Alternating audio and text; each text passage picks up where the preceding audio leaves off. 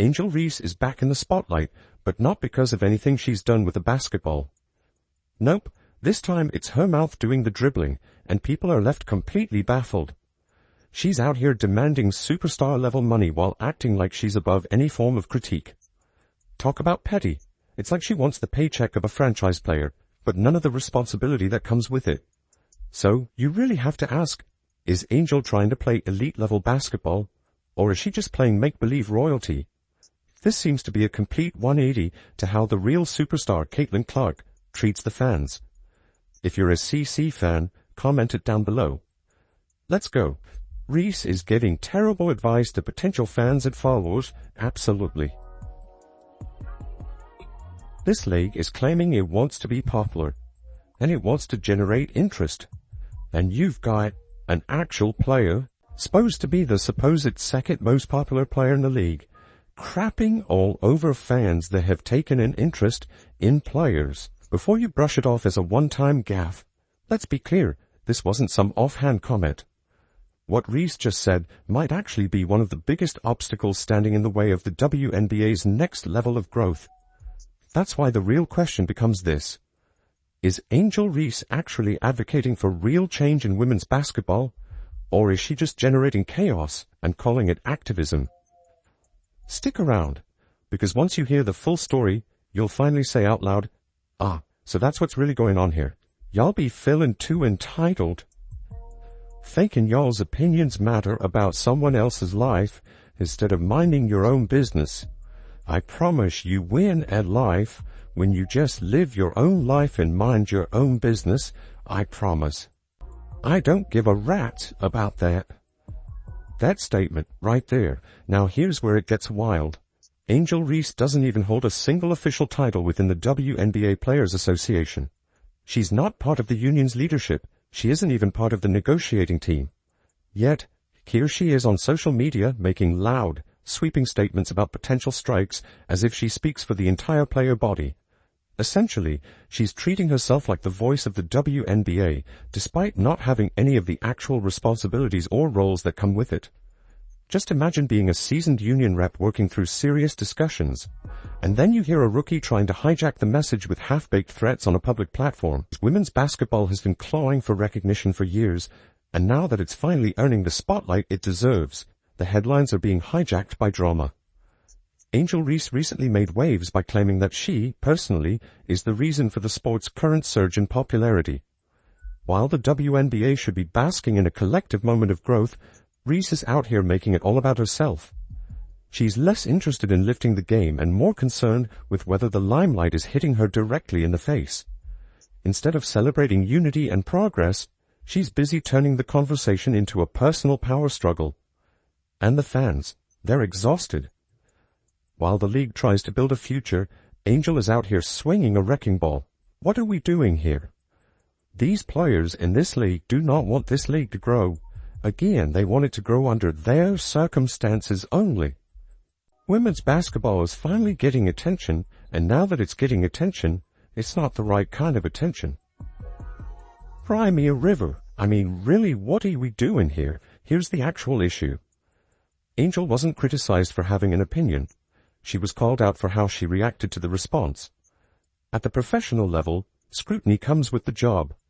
The more attention the league gets, the more people are going to voice their opinions. That's just how it works. But rather than embracing this as part of being a public figure, Angel doubled down, lashing out at the critics as though they had no right to comment.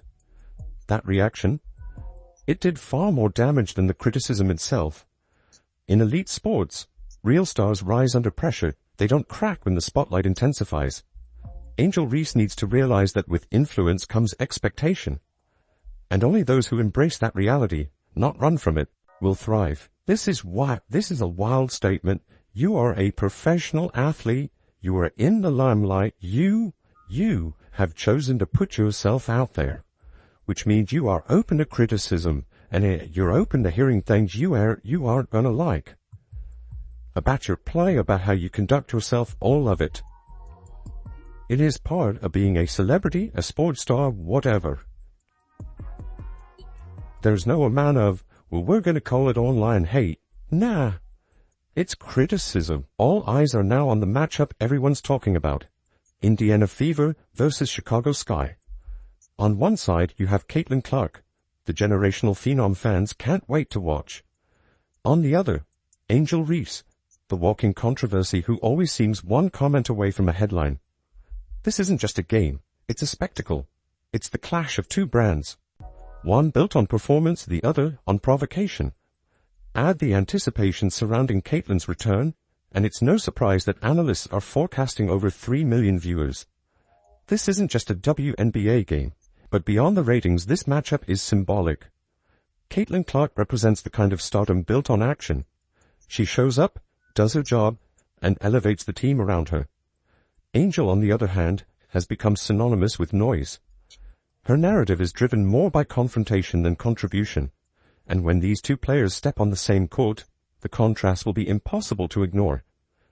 Just when it seemed like things couldn't get messier, Angel made another questionable move, publicly labeling fans as entitled. Yep, that happened. Instead of embracing the very people who are helping push women's basketball to new heights, she decided to scold them. You'd think someone who constantly says she wants to grow the game would, try to keep the people who actually watch the games on her side. But no. Reese took aim at the growing fan base, the very wave that's keeping the league afloat right now. Reese has recently been in the headlines for threatening a potential strike in the WNBA if negotiations during the next CBA don't go as players hope. Reese thinks women in the WNBA deserve higher pay. Some fans are afraid to strike.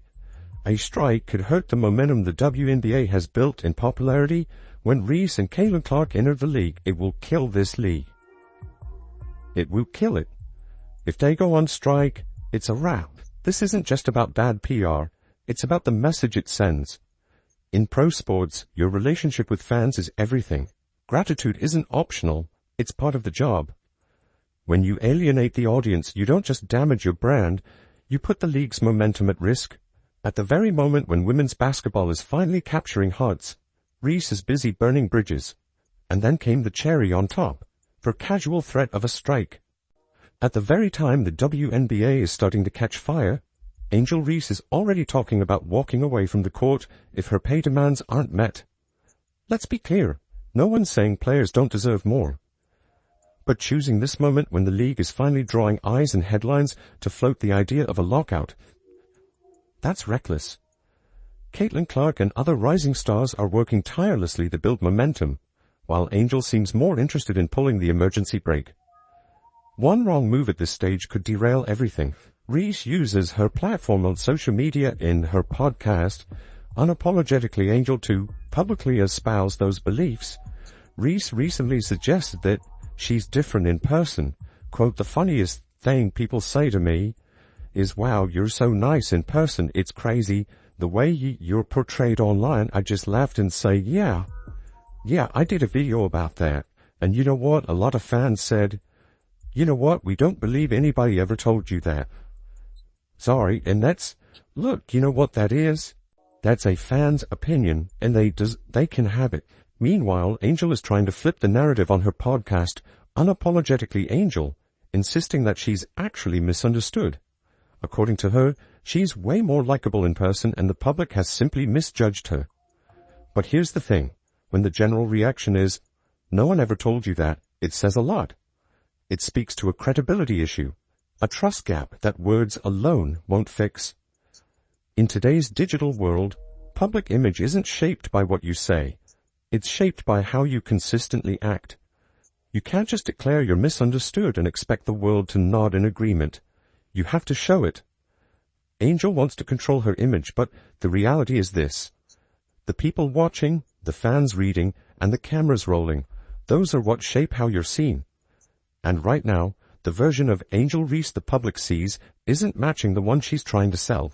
In a post on X Wednesday, Reese promised her followers that they'd be better off minding their own business. Wow. Would they be better off turning the TV off when your game is on? I'm starting to wonder, hey, would be better off turning the TV off when you're on? See what happens to them good old ratings?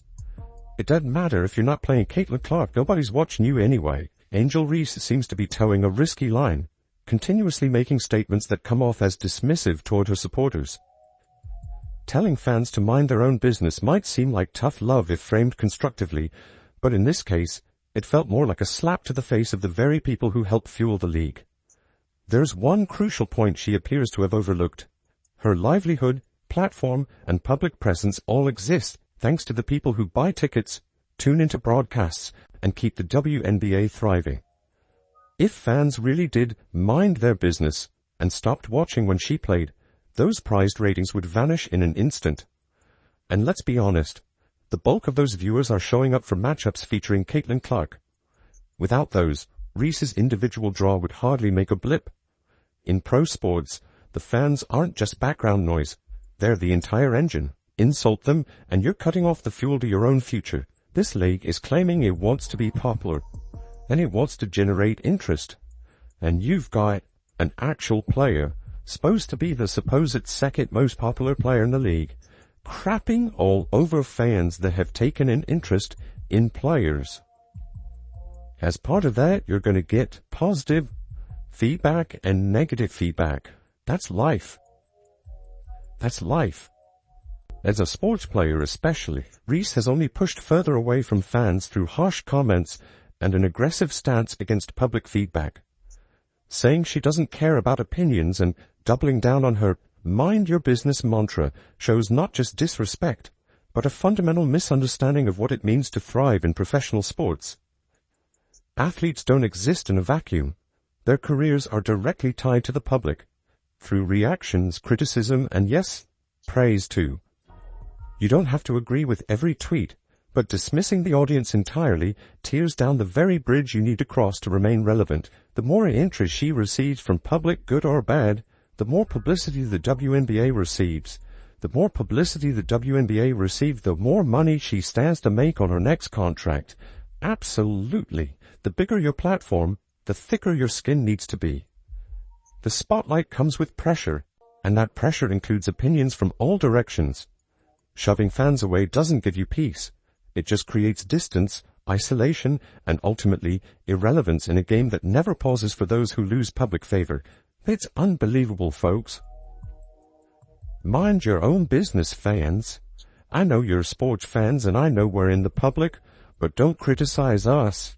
We want you to keep your opinion to yourselves, and what is so wild about hearing this, we've heard this kind of thing from other WNBA players. In a struggling league, that unless Caitlin Clark plays, there is no attendance, there is no ratings, there is no gate revenue. She is the only factor that's moving the needle. In reality, Angel Reese is unknowingly becoming a hurdle to the exact progress the WNBA is striving for, growing its fan base and expanding its mainstream appeal. When one of the most visible young players in the league decides to push back against the very audience supporting her, it sends a message that can unravel all the league's hard work. Instead of bringing people in, she's giving them reasons to walk away. In professional leagues, a star's image isn't just their own. It reflects on the entire brand. Every tweet, every interview, every public statement becomes part of a larger picture. If that picture drives fans off, it's not just a personal hit.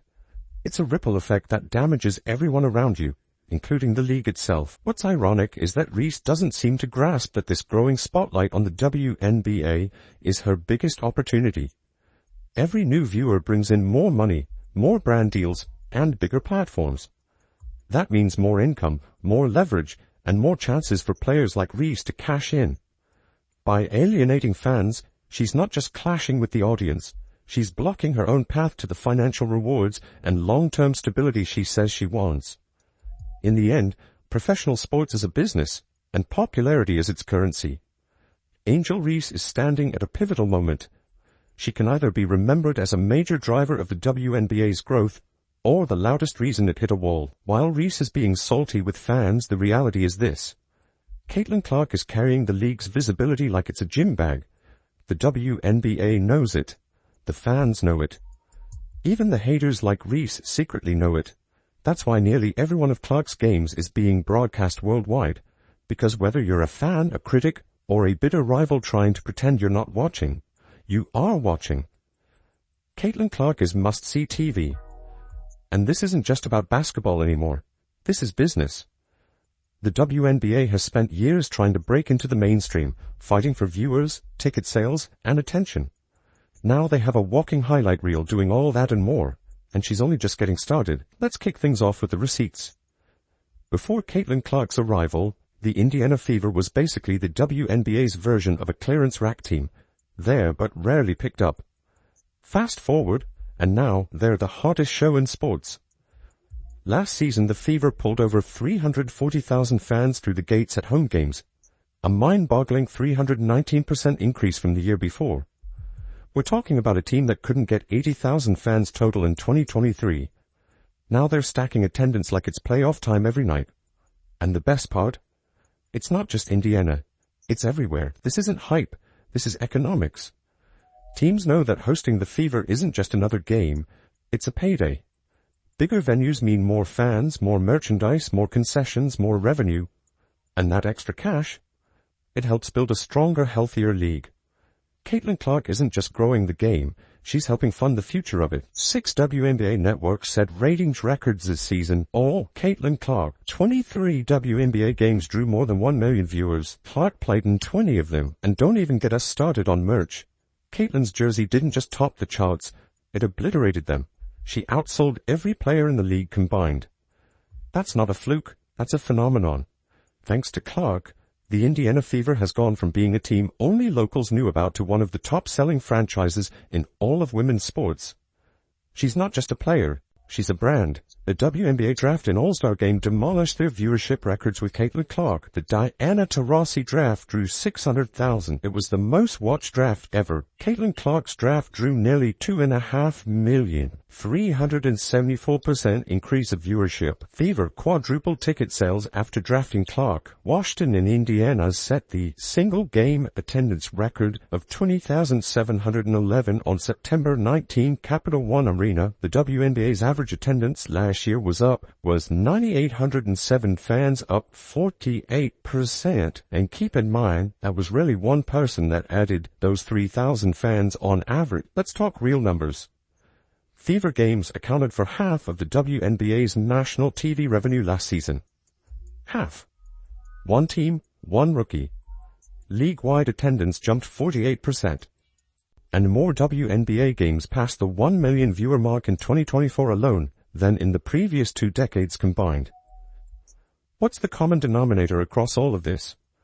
Caitlin Elizabeth Clark. Caitlin Clark, the Indiana Fever. Schedules come out. We now know how many national games they got. The Indiana Fever is America's team, but the old WNBA fans are furious over it. They're mad. They're crying. This is exactly what fans and players have been begging for. Visibility, sold-out games, big TV deals. And now that it's actually happening, some folks are suddenly uncomfortable, curious. The only reason the WNBA has become must-see TV overnight is because Caitlin Clark is the show. She's not just participating in this league, she's reprogramming it. So the only question left isn't, will Caitlin Clark dominate? She already is. The only question is, how far is this going to go? Because if the first chapter is anything to go by, this story is just getting started.